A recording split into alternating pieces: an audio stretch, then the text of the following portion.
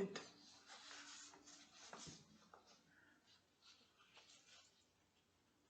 Vivemos continuando agradecendo sempre a Deus para a gente ter essa oportunidade de esclarecimento, de leitura, de coisas que fazem parte da nossa vida, porque a nossa vida não pode ser só material, só pensando no dinheiro que vai pagar aluguel, que vai comprar remédio, que vai no material das crianças, né?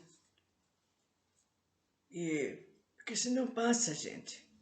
Quanto menos nós esperamos, pimba, passamos para o lado de lá. Tenhamos 30, tenhamos 15, tenhamos 60, 80. E o que vale do lado de lá não é o que você passeou, não é o que você fez de lindo na sua casa, o seu carro. Eles não vão ver nada disso, minha filha. Eles vão ver o que você fez. Benefício seu e benefício dos outros, porque a gente pode fazer só em nosso benefício.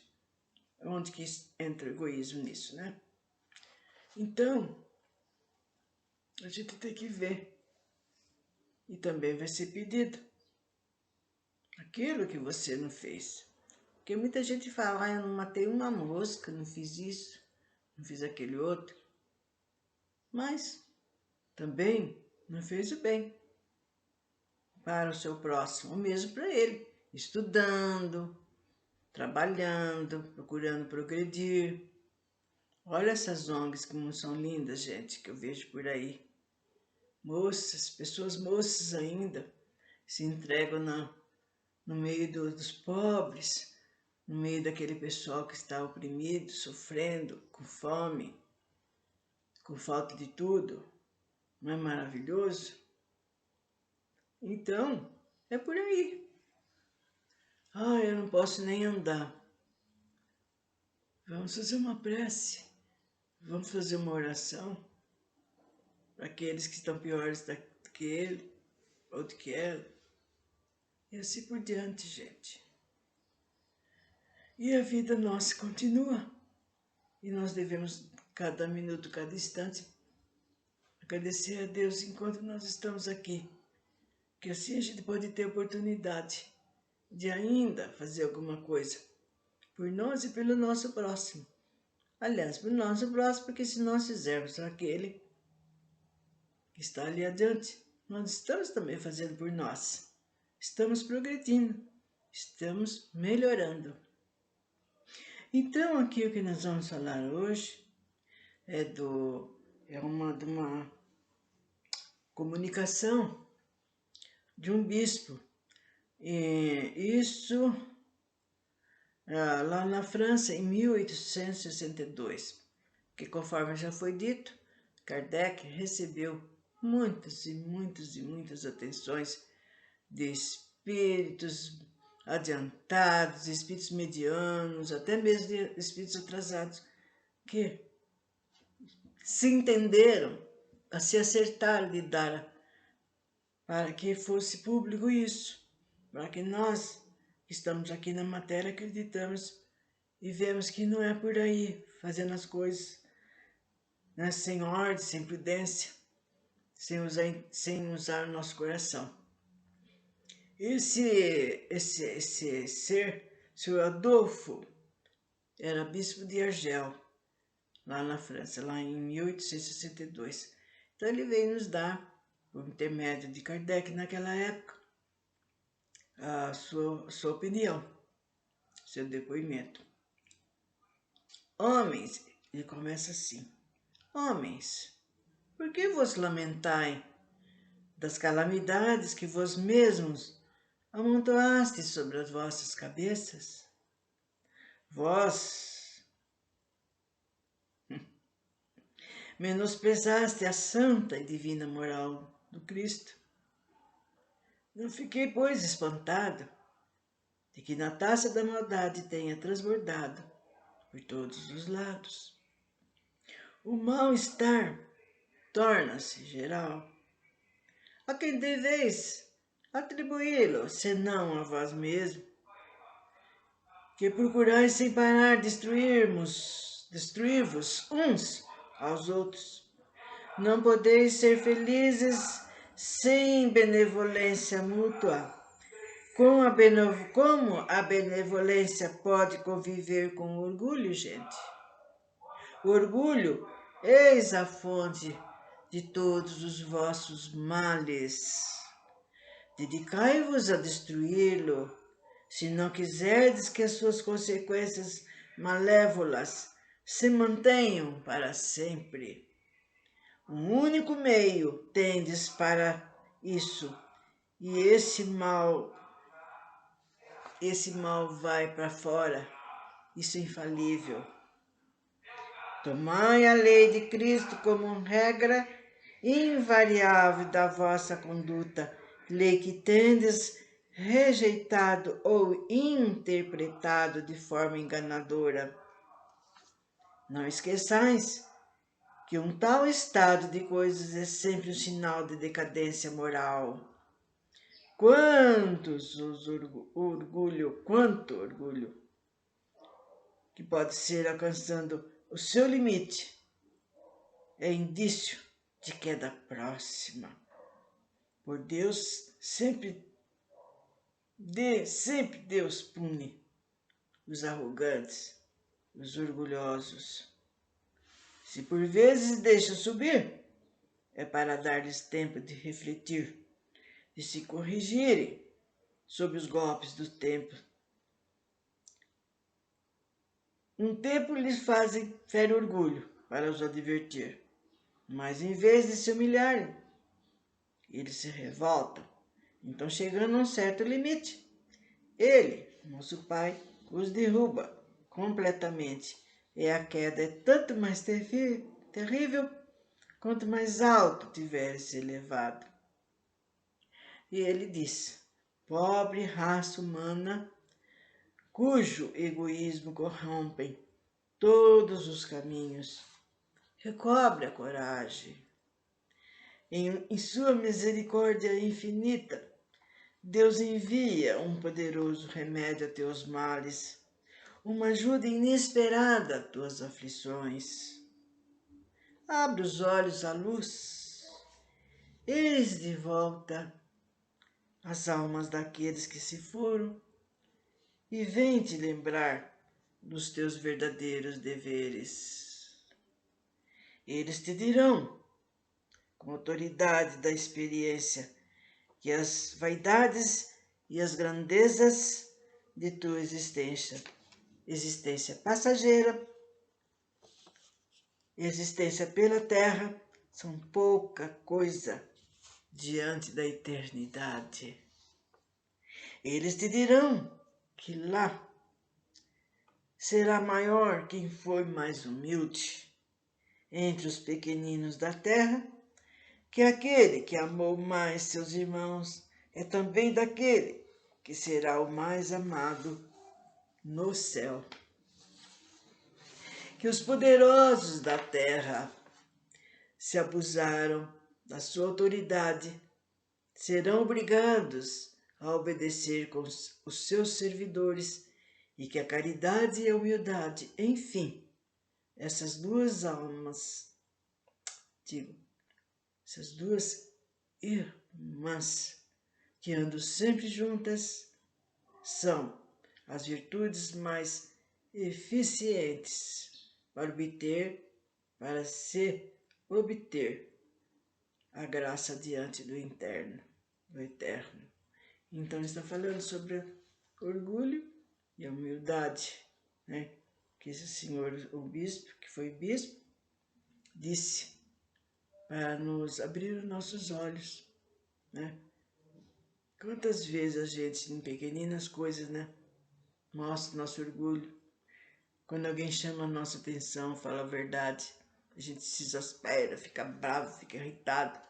É orgulhinho. Orgulhinho que está aí grudadinho em nós. A gente não pode ser assim.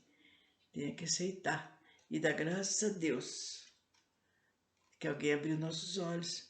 E amigos verdadeiros são esses, gente. que chega pra gente e fala, olha, você agiu assim, assim, você devia ter tido mais paciência, você tá arrogante. Não, e a pessoa, às vezes, ao invés de aceitar, ainda se vai contra aquela pessoa. E o amigo verdadeiro é esse, que nos mostra que estamos dando um passo errado, que nós estamos caindo em abismo e não estamos enxergando, que estamos indo por caminhos errados, né? Que, como fala, né? Os caminhos estreitos, difíceis, e que a gente deve seguir. Não aquele caminho todo aberto, maravilhoso, lindo, e a gente vai andando e vai pintando sete por aí afora. A missão do homem inteligente na Terra. Segundo Ferdinando, o espírito protetor em Bordeaux. Isso em 1862.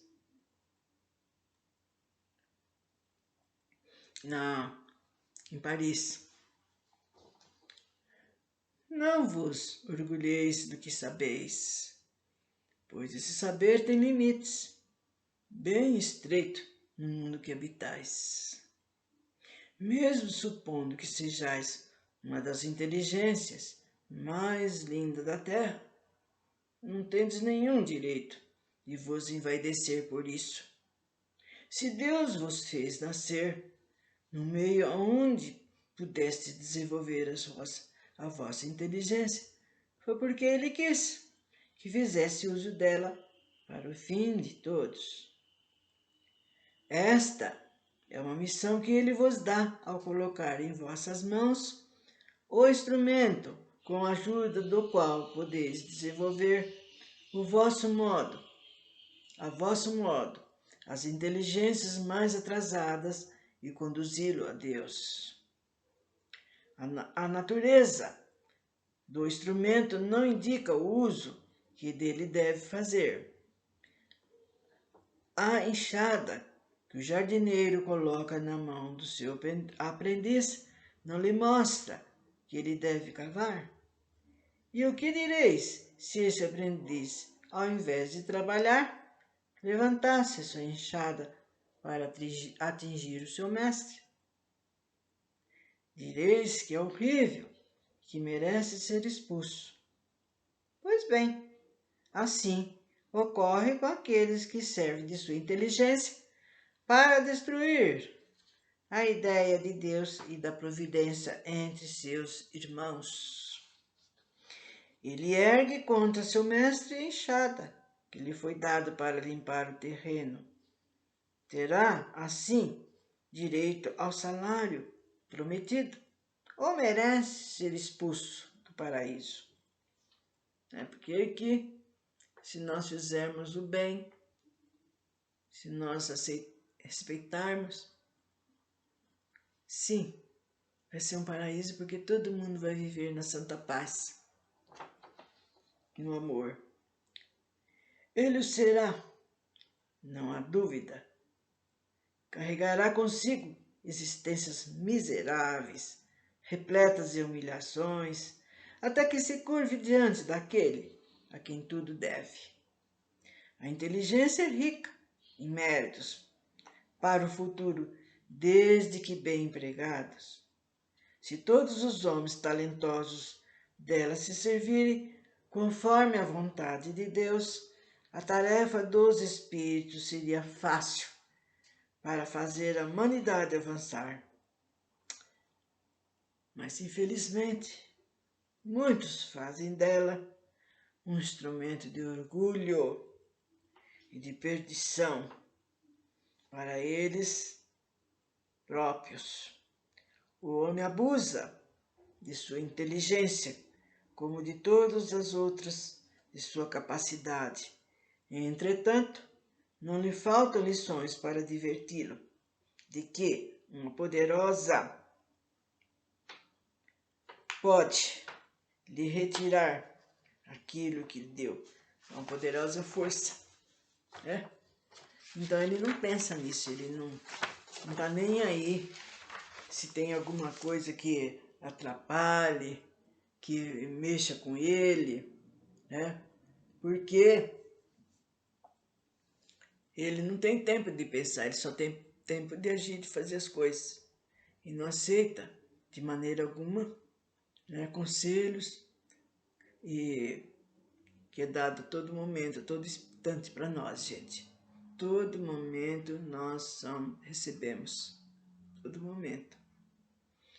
Porque cada um de nós temos o nosso anjo da guarda e tem mentores espirituais, temos amigos, né, de existência passada ou mesmo que a gente adquiriu no mundo espiritual, né, nos falando nos nossos ouvidos, né, não faça assim, não é por aí, siga tal rumo.